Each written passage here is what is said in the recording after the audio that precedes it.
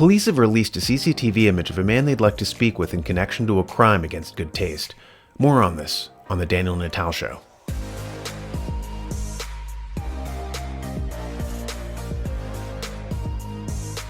Little known fact. Before the American Revolution, the colonies had a bad penchant for printing up paper money, fiat.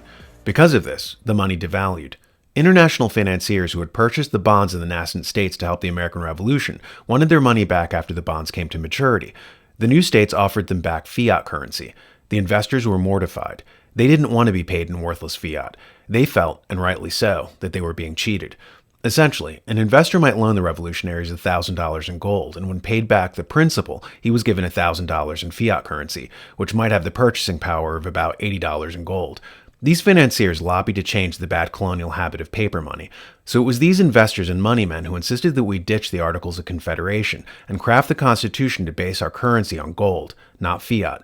Historian Charles Beard comments in The History of the United States, "When the Revolution opened, there were 13 little treasuries in America, but no common treasury.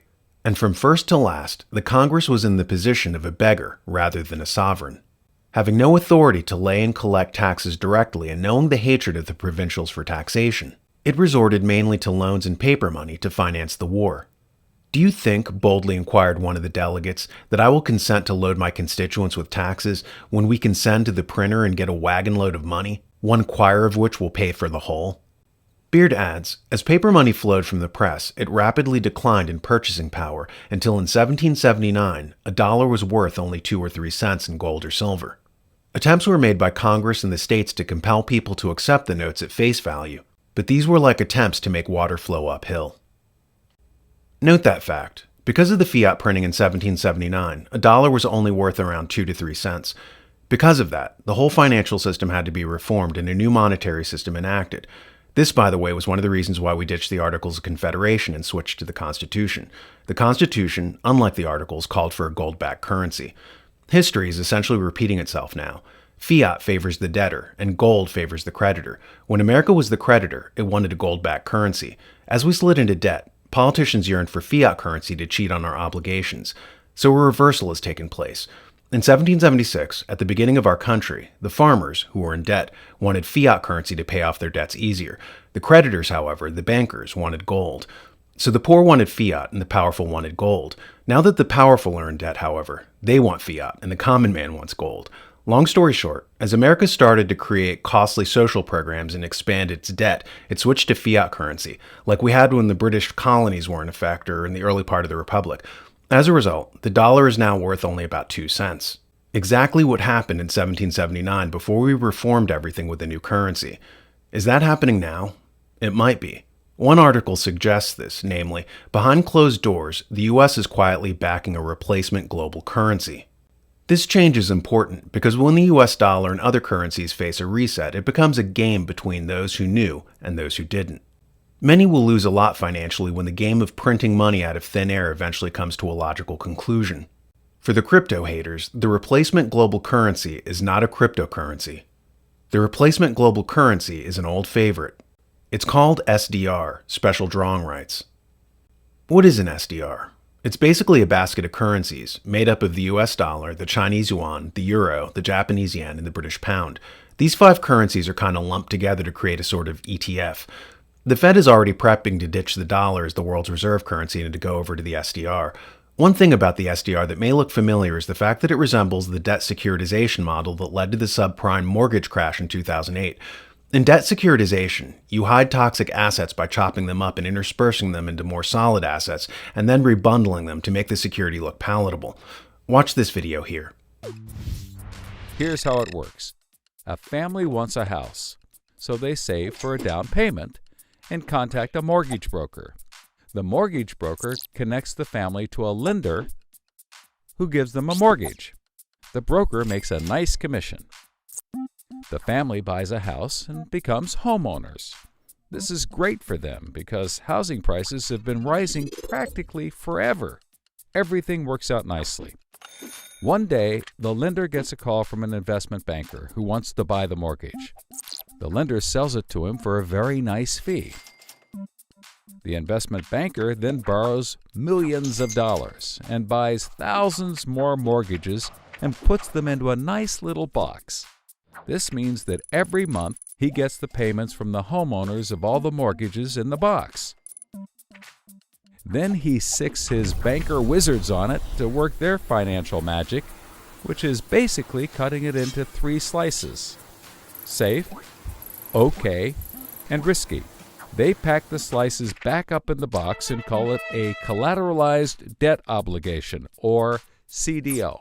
A CDO works like 3 cascading trays. As money comes in, the top tray fills first, then spills over into the middle, and whatever is left into the bottom.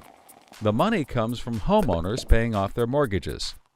If some owners don't pay and default on their mortgage, less money comes in and the bottom tray may not get filled. This makes the bottom tray riskier and the top tray safer.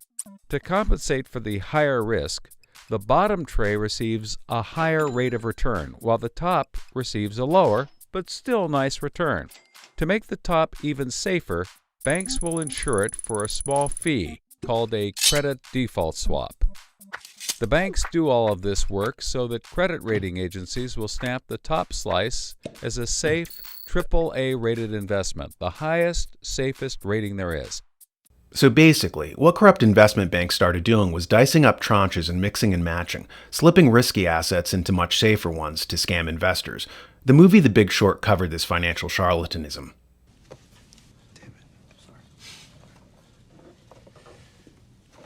This is your basic mortgage bond.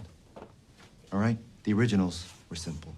They were just thousands of AAA mortgages bundled together, guaranteed by the US government. The modern ones are different. They're private, and they're made up of layers of tranches.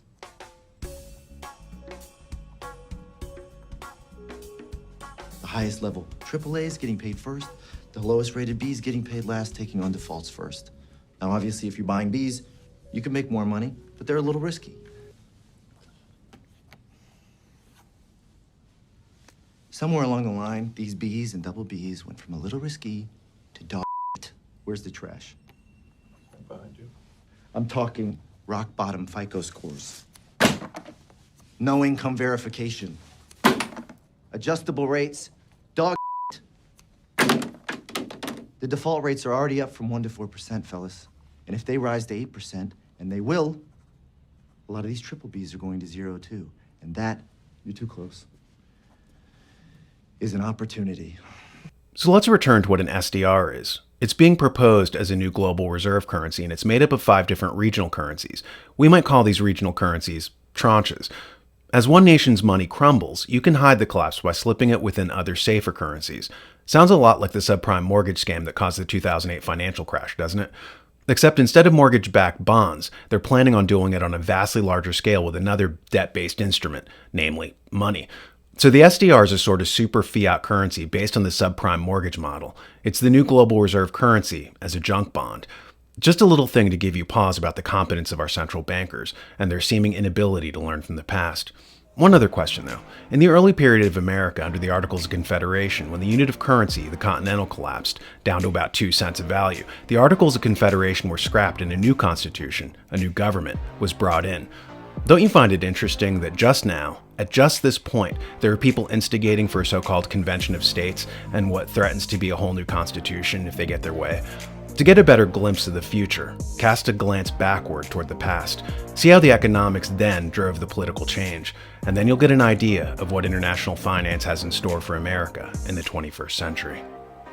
By the way, it's still not too late to purchase our new bookazine, Trump World. Get free shipping and handling by keying in Trump25DN. That's Trump25, D as in Daniel, N as in Natal.